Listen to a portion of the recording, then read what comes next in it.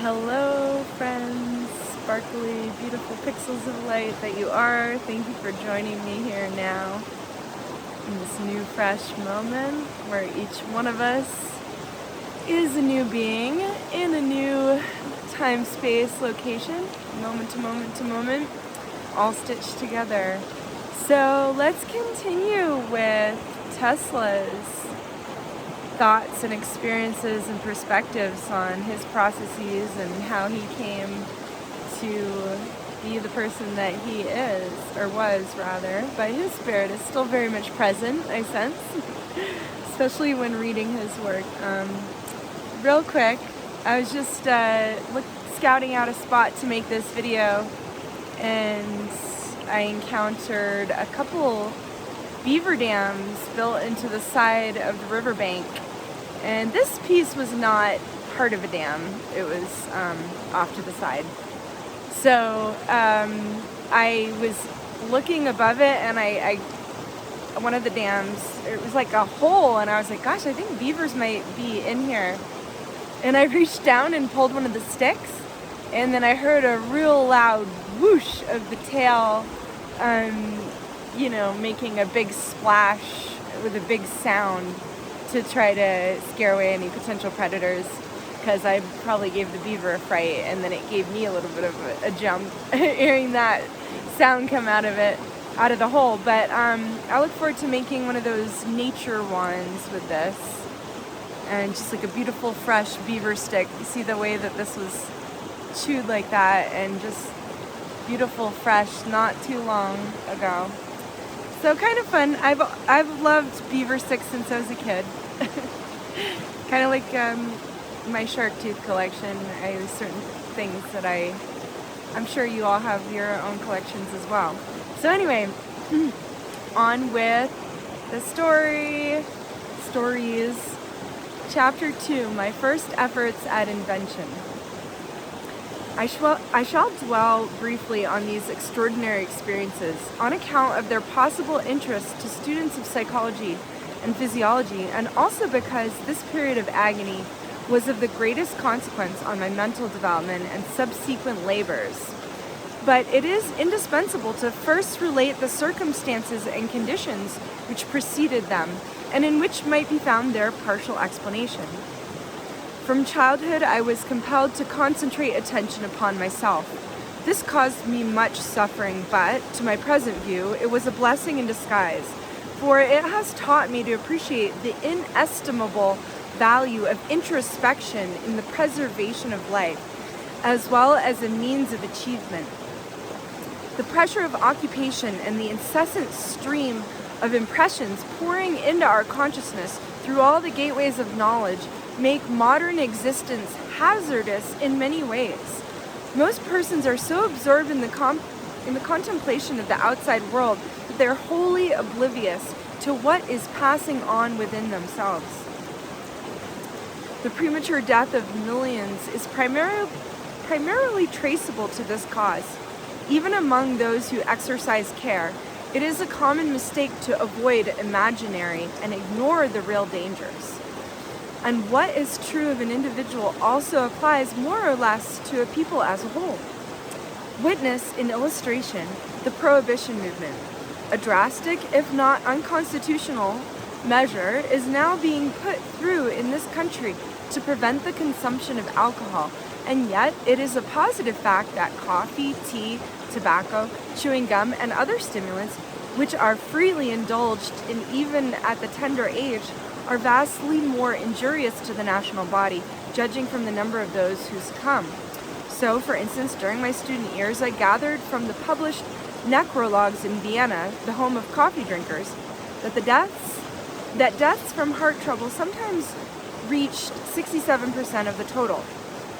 Similar observations might probably be made in cities where the consumption of tea is excessive. These delicious beverages superexcite and gradually exhaust the fine fibers of the brain.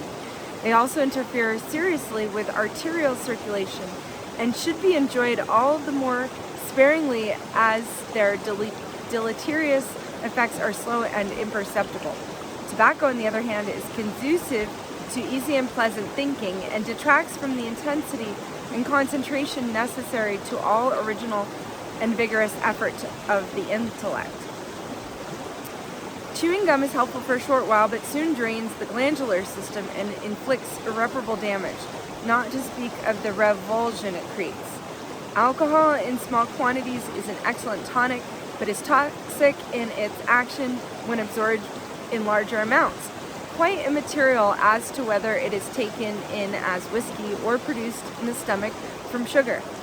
But it should not be overlooked that all these are great eliminators, assisting nature as they do in upholding her stern but just law of the survival of the fittest.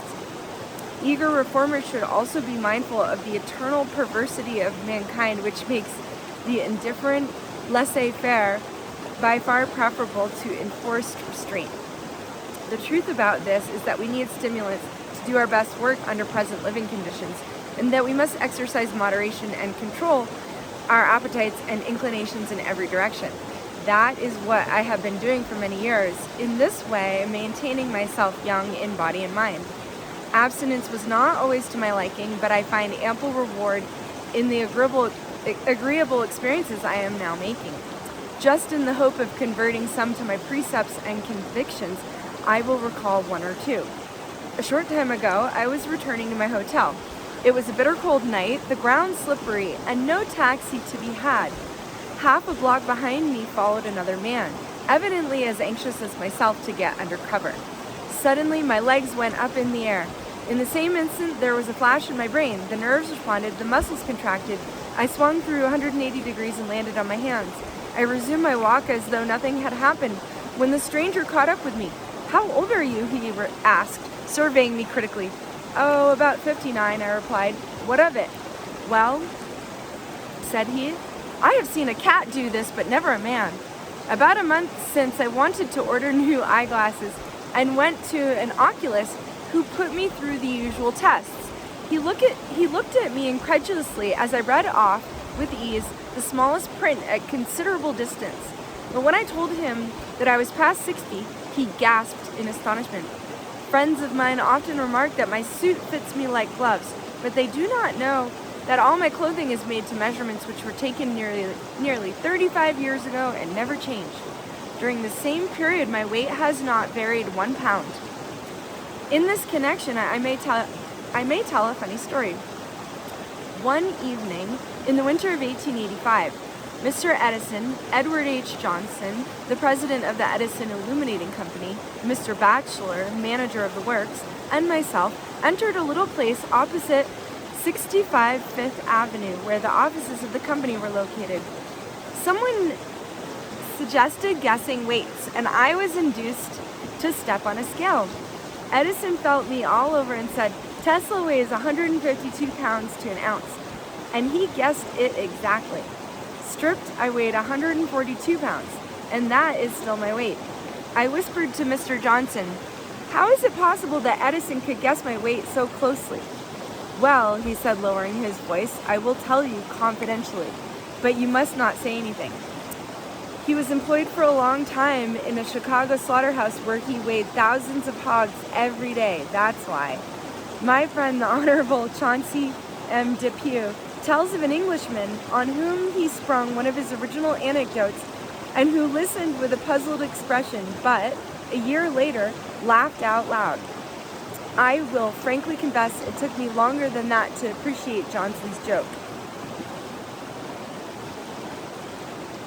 Now, my well-being is simply the result of a careful and measured mode of living, and perhaps the most astonishing thing is that 3 times in my youth I was rendered by illness a hopeless physical wreck and given up by physicians. More than this, through ignorance and lightheartedness, I got into all sorts of difficulties, dangers, and scrapes from which I extricated myself as by enchantment. I was almost drowned a dozen times, was nearly boiled alive, and just missed being cremated. I was entombed, lost, and frozen. I had hairbreadth escapes from mad dogs, hogs, and other wild animals. I passed through dreadful diseases and met with all kinds of odd mishaps, and that I am hale and hearty today seems like a miracle. But as I recall these incidents to my mind, I feel convinced that my preservation was not altogether accidental. An inventor's endeavor is essentially life-saving. Whether he harnesses forces, improves devices, or provides new comforts and conveniences, he is adding to the safety of our existence. He is also better qualified than the average individual to protect himself in peril, for he is observant and resourceful. If I had no other evidence that I was, in a measure, possessed of such qualities, I would find it in these personal experiences. The reader will be able to judge for himself if I mention one or two instances. On one occasion, when about 14 years old, I wanted to scare some friends who were bathing with me. My plan was to dive under a long floating structure and slip out quietly at the other end. Swimming and diving came to me as naturally as to duck, and I was confident that I could perform the feat. Accordingly, I plunged into the water and, when out of view, turned around and proceeded rapidly towards the other side. Thinking that I was safely beyond the structure, I rose to the surface, but to my dismay struck a beam. Of course, I quickly dived and forged ahead with rapid strokes until my breath was beginning to give out. Rising for the second time, my head came again in contact with the beam. Now I was becoming desperate. However, summoning all my energy, I made a third frantic attempt, but the result was the same. The torture of suppressed breathing was getting unendurable. My brain was reeling and I felt myself sinking. At that moment, when my situation seemed absolutely hopeless, I experienced one of those flashes of light, and the structure above me appeared before my vision. I either discerned or guessed that there was a little space between the surface of the water and the boards resting on the beams, and with consciousness nearly gone, I floated up, pressed my mouth close to the planks, and managed to inhale a little air, unfortunately mingled with a spray of water which nearly choked me. Several times I repeated this procedure as in a dream until my heart, which was racing at a terrible rate, quieted down and I gained composure. After that, I made a number of unsuccessful dives, having completely lost the sense of direction, but finally succeeded in getting out of the trap when my friends had already given me up and were fishing for my body. That bathing season was spoiled for me through recklessness, but I soon forgot the lesson, and only 2 years later I fell into a worse predicament. There was a large flour mill with a dam across the river near the city where I was studying at that time. As a rule, the height of the water was only 2 or 3 inches above the dam, and to swim out to it was a sport not very dangerous in which I often indulged. One day I went alone to the river to enjoy myself as usual. When I was a short distance from the masonry, however, I was horrified to observe that the water had risen and was carrying me along swiftly. I tried to get away, but it was too late. Luckily, though, I saved myself from being swept over by taking hold of the wall with both hands. The pressure against my chest was great, and I was barely able to keep my head above the surface. Not a soul was in sight, and my voice was lost in the roar of the fall. Slowly and gradually, I became exhausted and unable to withstand the strain longer. Just as I was about to let go to be dashed against the rocks below, I saw in a flash of light a familiar diagram illustrating the hydraulic principle, that the pressure of a fluid in motion is proportionate to the area exposed, and I automatically turned on my left side. As if by magic, the pressure was reduced, and I found it comparatively easy in that position to resist the force of the stream. But the danger still confronted me. I knew that sooner or later I would be carried down, as it was not possible for any help to reach me in time. Even if I attracted attention, I am ambidextrous now, but then I was left-handed and had comparatively little strength in my right arm. For this reason, I did not dare to turn on the other side to rest, and nothing remained but to slowly push my body along the dam. I had to get away from the mill towards which my face was turned, as the current there was much swifter and deeper.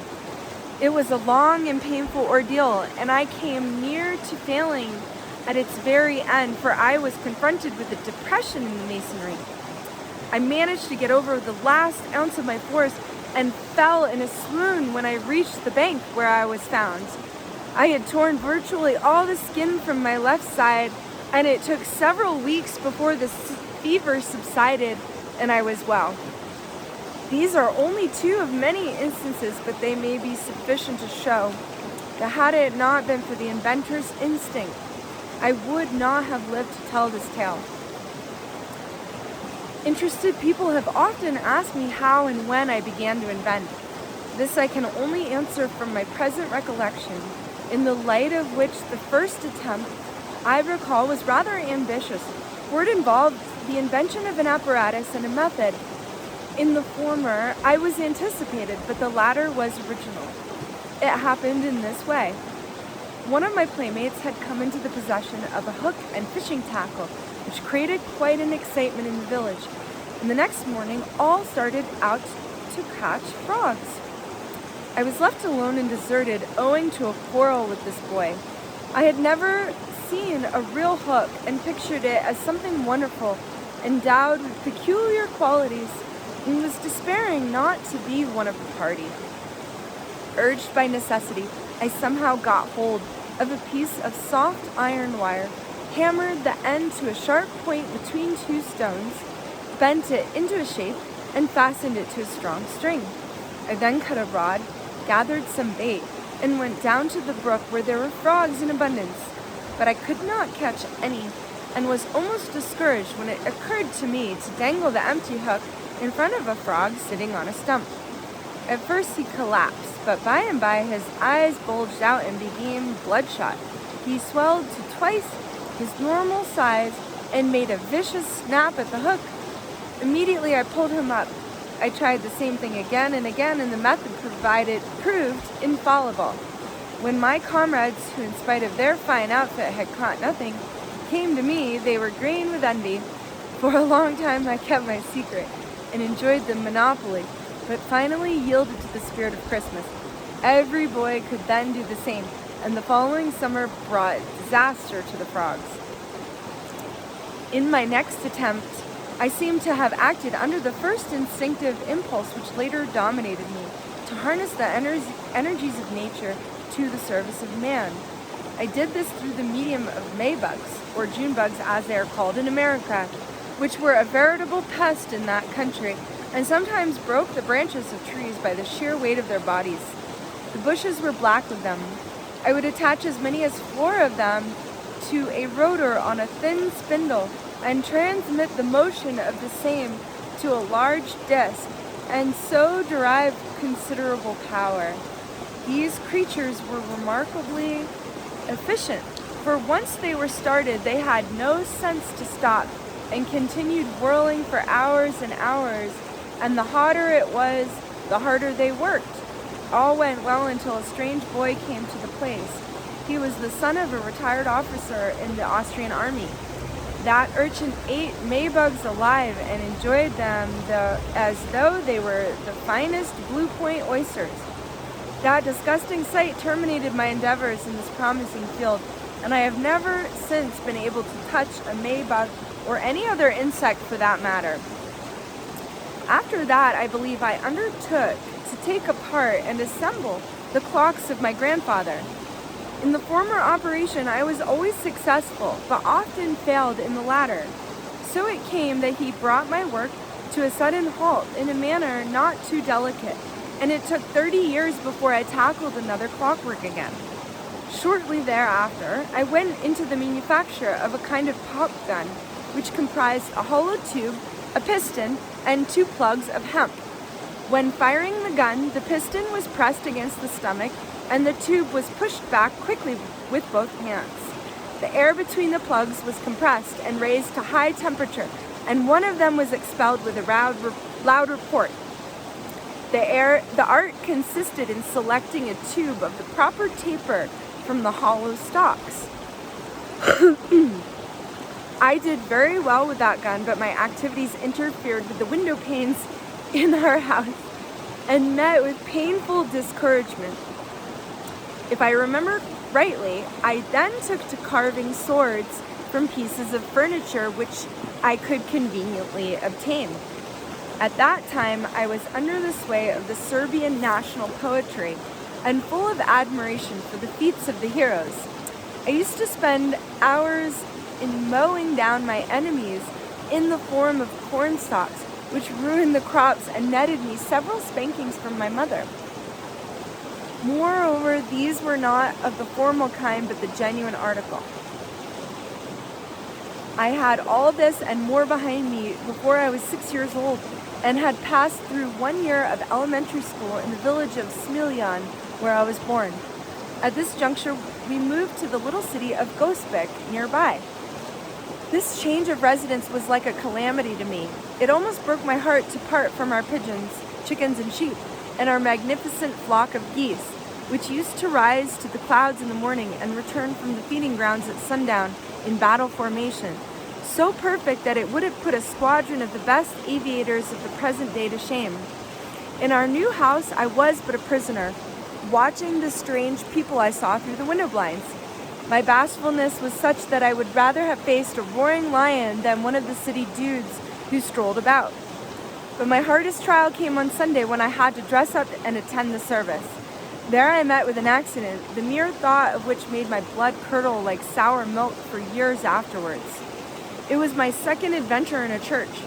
Not long before I was entombed for a night in an old chapel on an inaccessible mountain which was visited only once a year. It was an awful experience, but this one was worse. There was a wealthy lady in town, a good but pompous woman, who used to come to the church, gorgeously painted up and attired with an enormous train and attendants. One Sunday, I had just finished ringing the bell in the belfry and rushed downstairs when this grand dame was sweeping out, and I jumped on her train.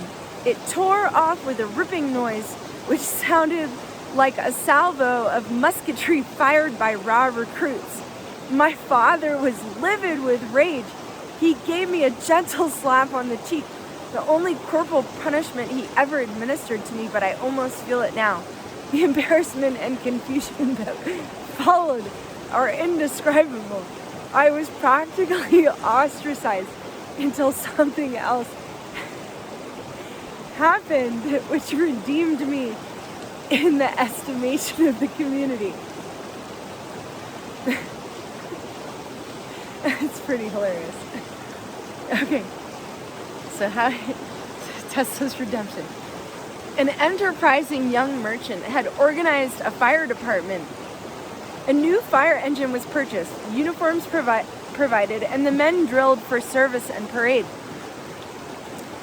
That engine was, in reality, a pump to be worked by 16 men and was beautifully painted red and black. One afternoon, the official trial was prepared for, and the machine was transported to the river. The entire population turned out to witness the great spectacle. When all the speeches and ceremonies were concluded, the command was given to pump, but not a drop of water came from the nozzle. The professors and experts tried in vain to locate the trouble. The fizzle was complete when I arrived at the scene. My knowledge of the mechanism was nil, and I knew next to nothing of air pressure, but instinctively I felt for the suction hose in the water and found that it had collapsed. When I waded in the river and opened it up, the water rushed forth, and not a few Sunday clothes were spoiled. Archimedes, running naked through the streets of Syracuse and shouting "Eureka" at the top of his voice, did not make a greater impression than myself. I was carried on the shoulders and was the hero of the day. Upon settling in the city, I began a 4-year course in the so-called normal school, preparatory to my studies at the college or real gymnasium. During this period, my boyish efforts and exploits, as well as troubles, continued. Among other things, I attained the unique distinction of champion crow catcher in the country. My method of procedure was extremely simple. I would go in the forest, hide in the bushes, and imitate the call of the bird. Usually I would get several answers, and in a short while a crow would flutter down into the shrubbery near me. After that, all I needed to do was throw a piece of cardboard to distract its attention, jump up, and grab it before it could extricate itself from the undergrowth. In this way, I would capture as many as I desired. But on one occasion, something occurred which made me respect them. I had caught a fine pair of birds and was returning home with a friend. When we left the forest, thousands of crows had gathered, making a frightful racket. In a few minutes, they rose in pursuit and soon enveloped us. The fun lasted until all of a sudden I received a blow on the back of my head, which knocked me down. They then attacked me viciously. I was compelled to release the two birds and was glad to join my friend who had taken refuge in a cave. Wow. In the schoolroom, there were a few mechanical models which interested me and turned my attention to water turbines. I constructed many of these and found great pleasure in operating them. How extraordinary was my life an incident may illustrate. My uncle had no use for this kind of pastime and more than once rebuked me. I was fascinated by a description of Niagara Falls I had perused and pictured in my imagination a big wheel run by the falls. I told my uncle that I would go to America and carry out this scheme. 30 years later, I saw my ideas carried out at Niagara and marveled at the unfathomable mystery of the mind. I made all kinds of other contrivances and contraptions, but among these, the arbalist I produced were the best. My arrows, when shot, disappeared from sight, and at a close range, traversed a plank of pine 1 inch thick. 1 inch thick. Through the continuous tightening of the bows, I developed skin on my stomach very much like that of a crocodile, and I am often wondering whether it is due to this exercise that I am able even now to digest cobblestones. Nor can I pass in silence my performances with the sling, which would have enabled me to give a stunning exhibit at the Hippodrome. And now I will tell one of my feats with this antique implement of war, which will strain to the utmost the credulity of the reader. I was practicing while walking with my uncle along the river. The sun was setting, the trout were playful, and from time to time one would shoot up into the air, its glistening body sharply defined against the projecting rock beyond. Of course, any boy might have hit a fish under these propitious conditions, but I undertook a much more difficult task, and I foretold to my uncle, to the minutest detail, what I intended doing. I was to hurl a stone to meet the fish, press its body against the rock, and cut it in two. It was no sooner said than done. My uncle looked at me almost scared out of his wits and exclaimed, "Vade retro Satanas," and it was a few days before he spoke to me again. Other records, however great, will be eclipsed, but I feel that I could peacefully rest on my laurels for 1,000 years. That's the end of chapter 2. That was quite eventful. Wow. I'm not really surprised. Tesla seems to be such a character that to hear these stories of his childhood, for me feels like, wow, that seems kind of appropriate, for who, what we know of his feats as a later inventor, engineer. It's just funny because I thought he was going to talk about, inventing mechanisms, and he was talking about utilizing his awareness of how this reality works to get himself out of a few pickles, more than a few pickles. Wow. All right. Well, I'm already looking forward to chapter 3, and I think there's about six chapters. But yeah, I hope you all are enjoying this, and I hope you enjoy this beautiful river. I'm just so grateful to be here on this beautiful land in Colorado, with the rivers and mountains and trees, and I'm just very, very grateful. Our planet is full of incredible nature, and the more we can feel gratitude for it, then the more it will thrive and we can protect it. And I was really honored to be able to pick up some trash earlier today at this campsite, and I want to continue that until it's done, and that will feel really good. And so it's nice when there's ways that we can give back and support nature. Yeah. All right, love you all so much, and yeah, looking forward to just continuing this sweet little book with y'all. And other adventures I have, I definitely have some things to share that I've been uncovering along the lines of the mapping that Mod 9 Fibonacci on the X, Y, and Z axes of a sphere, and I made a breakthrough drawing it the other day in 2D, so definitely looking forward to modeling it with CAD with folks skilled in that area, but I was grateful to uncover how to draw it in 2D, so I'd love to share that with you all soon. It's like, it's been pretty fun. Okay, all right, talk soon, take care, love you all, bye.